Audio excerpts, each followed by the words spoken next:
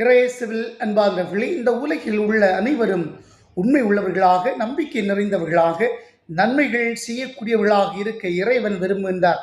ஏனெனில் இறை சாயலை தாங்கியவர்களாக இருக்கின்றார்கள். இந்த நற்செய்தியிலே நம்பிக்கையற்ற, உண்மை இழந்த, தீமை நிறைந்த செயல்பாடு கொண்ட தொழிலாளர்களை ஏன் கொலை செய்யக்கூடிய அளவிற்கு சுயநலம் கொண்டவர்களாக இருக்கின்றார்கள். ஏனென்றால் இவ்வுலக சொத்தை, பொருளை நிலையானது என எண்ணி இறை திட்டத்தை புறக்கணித்து இருக்கின்றார்கள். இப்படிப்பட்ட இறை ஆட்சியானது அகற்றப்படும். இறை ஆட்சியின் விளிமியங்களை பின்பற்றுகின்ற போது இவ்வுலகிலும் மறு உலகிலும் நிலையான வாழ்வை கொண்டவர்களாக இருப்பார்கள்.